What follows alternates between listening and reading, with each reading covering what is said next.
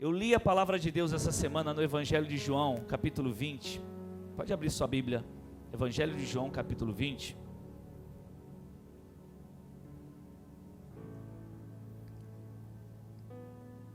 Eu comecei a pensar, e o Espírito de Deus começou a falar no meu coração, sobre a grande crise, e uma crise profunda, que os apóstolos de Jesus sofreram, sentiram na pele, depois da morte de Jesus. Quando Jesus morre, querido, e antes deles terem uma experiência com Jesus ressurreto, os apóstolos de Jesus, aqueles que andaram com Jesus 3 anos e meio, e muitos dos seus discípulos que não abandonaram, que o seguiram, eles entraram numa crise, uma crise que eu e você talvez nunca tivemos essa experiência. E eu fui, lendo esses textos dos 2 capítulos de João de 20 e 21, e fui buscando em Deus, quando nós também enfrentamos crises. E é interessante que quando nós enfrentamos crises, sejam quaisquer que forem, as crises, os problemas que nós enfrentamos, nós geralmente reagimos de forma diferente. Eu reajo a uma crise de forma diferente de você. Você tem uma forma de reagir de uma crise e o outro tem outra forma de reagir. Temos formas diferentes. E existem crises que elas podem ser superadas muito rapidamente. Mas existem crises, outras crises, que as consequências delas, elas começam a se tornar parte da vida da pessoa. Escuta isso. Tem gente que até hoje vive a consequência de uma crise muito grave na vida que aconteceu há muitos anos. Tem gente que até hoje fica administrando essa crise na sua vida. Outros conseguem superar as crises rapidamente, mas outros enfrentam isso até hoje. E muitos deles, muitos de nós, estamos dentro da igreja aí, frequentando culto, frequentando célula. Talvez o exemplo de alguém que tem uma dificuldade enorme, de confiar em pessoas, por exemplo. Alguém que tem essa dificuldade porque sofreu lá atrás uma traição, sofreu uma rejeição. Então hoje tem uma crise nessa pessoa, ela não consegue confiar em alguém. Ela tem dificuldade de confiar em pessoas. É uma crise que a abate o tempo todo. Você está ouvindo aí, querido? Amém? Ainda alguém que, mesmo tendo uma experiência real com Deus, em algum momento da sua vida, ele se entregou a essa experiência, mas ele não soube, ou talvez ele não sabia naquele momento lidar, apesar da experiência real que ele teve com Deus, ele não aprendeu a lidar com frustrações, ele não aprendeu a lidar com decepções na vida, e aí diante dessas decepções uma crise instalou-se no seu coração e ele acabou abandonando o propósito de Deus para a sua vida. Ele deixou de lado o propósito daquilo que Deus separou para a sua vida.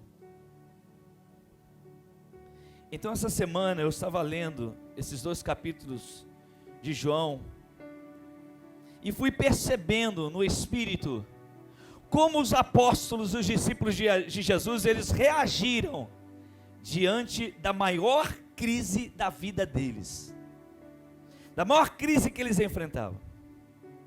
Aqueles homens, querido, e mulheres, eles aceitaram o chamado de Jesus, eles confiaram plenamente no chamado, e eles não faziam ideia do que estava por vir.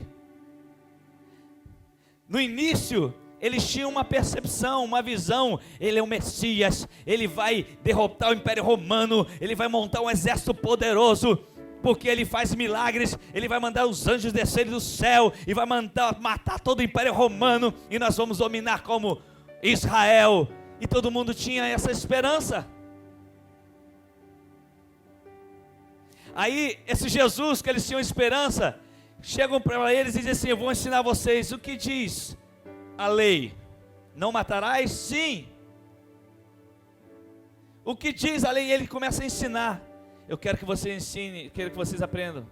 Amem os inimigos de vocês. E abençoe aquele que persegue você. E eles começaram a pensar, como é que pode? Que Messias é esse? Eles enfrentaram muitas crises, mas essa crise em João capítulo 20 foi tão forte, querido. Sabe, Jesus avisou para eles, Jesus nos ensinou sobre isso, sobre segui-lo. Porque a crise deles é o seguinte, não havia mais volta. Não tinha mais jeito. Eles chegaram a um ponto de seguir Jesus, que diante da sociedade que eles estavam vivendo, diante do mundo que eles estavam vivendo, não havia mais jeito. Não tinha mais caminho de volta. Então eles estavam numa crise. Jesus está morto. Ele morreu. E agora? Sabe que o único que não compreendeu isso, morreu de angústia, foi lá e se enforcou. Ficou tão angustiado, se enforcou. Aí eu fiquei percebendo, querido, como que as reações às vezes se comparam às nossas. Quer ver uma reação? João 20, versículo 10 a 13. Olha a experiência de Maria Madalena, querido, que interessante. Maria Madalena, João 20, 10 a 13. Os discípulos voltaram para casa, souberam que o sepulcro, a pedra tinha sido removida. Olha o que diz o texto. Os discípulos voltaram então para casa. Maria, porém, ficou à entrada do sepulcro chorando. Enquanto Maria chorava, curvou-se para olhar dentro do sepulcro e viu 2 anjos vestidos de branco, sentados onde estivera o corpo de Jesus, um à cabeceira e outro aos pés. Eles lhe perguntaram: mulher, por que você está chorando? Levaram embora o meu Senhor, respondeu ela. Eu não sei onde o puseram. Olha a reação de Maria Madalena diante da crise que ela estava vivendo. Jesus morto, agora seu corpo desaparece, e ali o texto diz que ela está chorando, lamentando, uma dor na alma terrível, uma angústia. E a pergunta que o anjo foi é: por que você está chorando? E a resposta dela foi: porque levaram o meu Senhor, e eu não sei. Aquele momento de crise na sua vida levou a uma crise de indefinição. Aquele momento na sua vida, ela estava dizendo assim: eu perdi o chão. Já viu aquela crise que você enfrenta, que você diz: perdi o chão? Aquele momento que acontece com você e você diz: e agora? Ela disse simplesmente: não sei. Eu não sei o que fazer. Eu não sei para onde ir. Eu não sei onde ele está.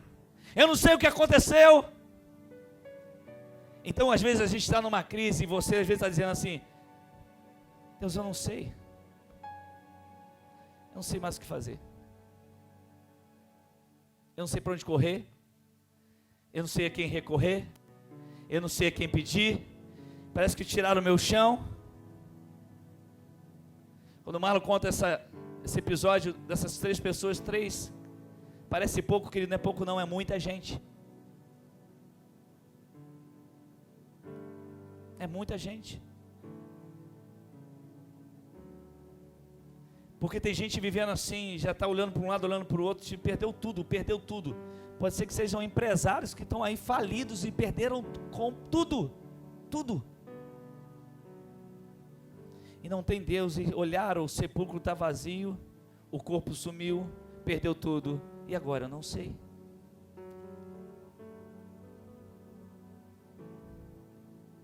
Agora olha João 20, 19, a outra experiência. Aí vem a experiência dos apóstolos. Naquele momento eles estavam sem a presença de Tomé. Tomé não estava junto com eles naquele primeiro momento. João 20, 19 diz assim: ao cair da tarde, João 20, 19, ao cair da tarde, daquele primeiro dia da semana, estando os discípulos reunidos a portas trancadas por medo dos judeus. Olha o que aquela crise da perda de Jesus levou esses homens a fazerem. Aquela crise os levou a um isolamento. Eles se fecharam pelo medo. Eles poderiam perguntar: está morto, mas agora nós vamos acreditar em quem? Ele está morto.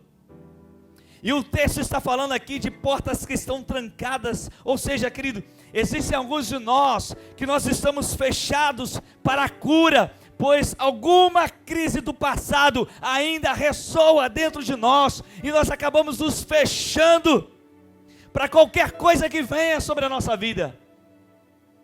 Nós estamos como aqueles discípulos, o medo nos atormenta, e a porta da sensibilidade em nossa alma está trancada. Eu tranquei a minha vida, eu quero ficar sozinho, é uma crise terrível, eu prefiro ficar quieto no meu canto, porque eu vou acreditar em quem agora? Eu vou acreditar em quem agora? Porque minha esperança morreu. Tomé disse: eu não creio mais em nada. Quando bate a crise, querido, quando a crise é muito forte, tem gente que chega ao ponto de dizer: querido, eu não acredito mais em nada. Não adianta falar, não adianta mostrar, não adianta dizer. Eu não acredito mais no ministério que Deus me deu, eu não acredito mais na visão que Deus me deu, eu não acredito mais em nada. A crise nos leva a isso. Agora, olha João 21, de 1 a 3. Olha os apóstolos novamente aí. João 21, de 1 a 3. Depois disso, Jesus apareceu novamente aos seus discípulos, à margem do mar de Tiberíades. Foi dessa maneira, foi assim. Estavam juntos Simão Pedro, Tomé chamado Dídimo, Natanael de Caná da Galileia, os filhos de Zebedeu e 2 outros discípulos. Aí Pedro falou assim: vou pescar. Disse-lhe Simão Pedro, né? E eles disseram: nós vamos com você. Eles foram e entraram no barco, mas naquela noite não pegaram nada. Queridos, a crise deles era tão forte. Eles foram para a praia e resolveram voltar ao início de tudo. Eles começaram a pescar novamente. Eles esqueceram para que eles foram chamados. Eles não lembravam mais disso, e eles voltaram a fazer o que eles sabiam fazer: eu sei pescar. A crise torna-se profunda no momento que você, querido, investiu tanto de sua vida naquilo que você cria, e parece que não funcionou. E isso faz com que voltemos a fazer algo que não era o propósito de Deus para a nossa vida. Escuta isso, querido, não era. Eu quero, escuta isso, eu quero só assistir o culto, eu quero apenas sentar ali, louvar, ouvir, ir embora para casa e pronto. Aí eu ouvi alguém dizer assim: eu quero ser um crente normal. Uma vez falaram isso para mim: eu quero ser um crente normal, pastor. Aí eu fiquei: o que eu sou então? De repente um crente normal vai ser assim, mas um crente louco vai ser diferente. Aí Deus escolhe as coisas loucas desse mundo para confundir as sábias. Por isso que tem gente que aprendeu a ser crente, precisa aprender a ser filho. Porque o crente é assim. O crente normal vem para o culto, adora, pula, ouve e vai para casa. E amanhã continua a mesma coisa. Somos crentes, mas o filho não. O filho sai correndo para os braços do pai. O filho se alegra. O filho lhe dorme no colo do papai. O filho ele dorme ouvindo a voz do papai, o filho ele acorda nos braços do pai, o filho anda com o pai, o filho caminha com o pai. Sabe, querido, os discípulos estavam assim, querido. Pastor, então eu estou em pecado. Eu não posso dizer isso, que eu não sou teu juiz, querido, porque um dia eu também disse essa frase para alguém: rapaz, tem hora que eu dá vontade, eu queria ser só um crente normal.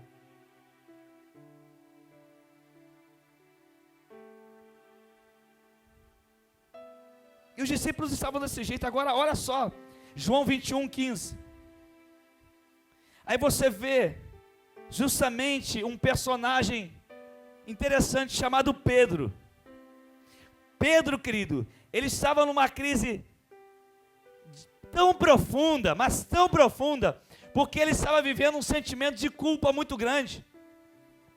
Todo mundo esperava muito de Pedro, sabe? Todo mundo contava com Pedro. Pedro era o cara, meu irmão. Porque Pedro, todo mundo olhava para ele e dizia: esse é o cara, olha só o que ele fala. Se todo mundo te abandonar, eu não te abandono. Deixa esses caras te abandonar. Eu não, eu sou o cara, meu irmão. Quando Jesus apareceu lá, naquelas portas trancadas, Pedro estava lá, querido. Eu fico imaginando Pedro lá no cantinho. Estou enrolado agora. Eu fico imaginando os discípulos olhando para ele.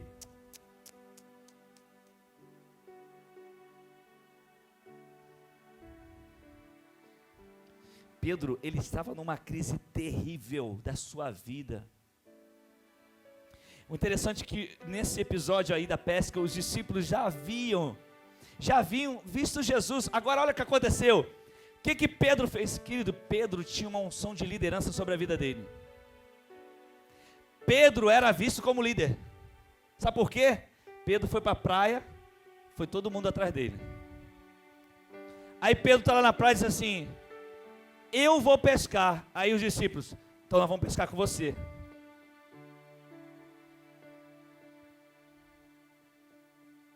Eu acho que Pedro estava dizendo assim: gente, larga do meu pé. Deixa eu sozinho. Ele foi para a praia, queria estar sozinho. Ele foi para o barco, deixa eu pescar. E que todo mundo queria estar junto com Pedro.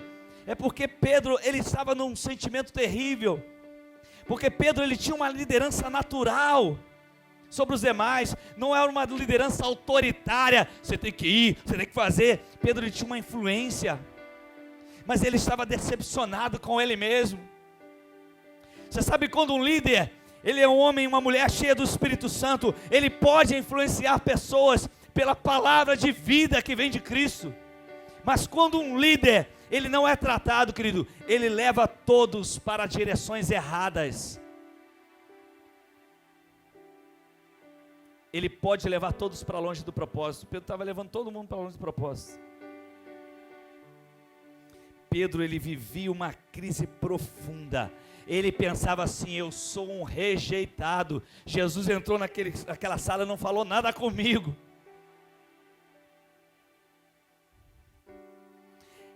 Todos eles estavam em crise. Mas eu vou dizer para você qual foi a solução para todos eles. E eu só vou ler os textos bíblicos. Eu só quero que você ouça os textos bíblicos. O que Jesus fez para tirá-los dessa crise? João 20, 16 a 18. Maria Madalena.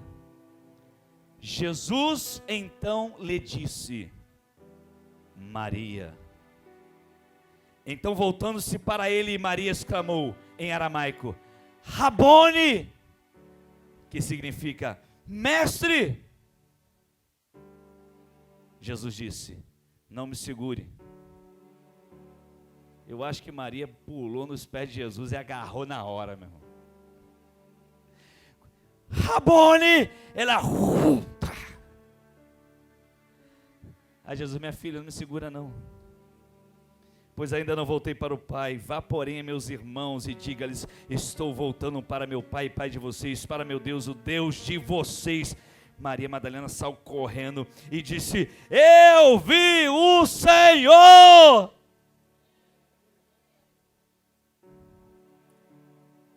Estava em crise.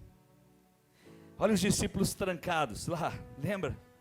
João 20, 19 e 22, diz assim: ao cair da tarde, daquele primeiro dia da semana, estando os discípulos reunidos a portas trancadas, por medo dos judeus, a porta estava toda trancada, tudo trancado. De repente, Jesus entrou, pôs-se no meio deles e disse: paz seja com vocês. Tendo dito isso, mostrou-lhe as mãos e o lado. Os discípulos alegraram-se quando viram o Senhor. Novamente Jesus disse: paz seja com vocês. Saiam dessa crise. Destranca esse coração. Libera esse coração. Porque Jesus invade o coração que está trancado, querido. Jesus, ele vai onde ninguém pode ir. Estava tudo trancado. Jesus entrou do nada e disse: paz seja com vocês. A vida voltou para eles. Você está entendendo isso, querido? E eu aprendi que seja qualquer que for a crise, nada pode impedir de Jesus ir a você e mudar o estado da sua alma e da minha alma. A luta vai continuar, mas quando Jesus entra onde estava trancado, ele quebra o jugo, destrói o jugo e diz: paz seja com você a partir de agora. Eu agora entro para reinar novamente. Eu estou vivo, eu não estou naquela sepultura, eu ressuscitei. Pedro, você me ama assim, apacenta as minhas ovelhas. Às vezes nós temos hoje aqui pessoas em estados diferentes, porque Jesus, no final de tudo, ele queria levar todo mundo de volta para o propósito. Jesus trouxe todos de volta para o propósito. Sabe, querido, a luta que eu e você enfrentamos, as crises que nós estamos passando, tem gente aqui com crise muito maior que a sua e que a minha. Mas hoje Jesus chegou aqui para dizer: paz, paz, paz, paz, paz, paz, paz. Quando eu ouvi o Marlon falando isso, querido, eu fiquei: meu Deus, essas pessoas precisam de paz. Alguém me disse o seguinte: o Brasil vai ficar pior do que está.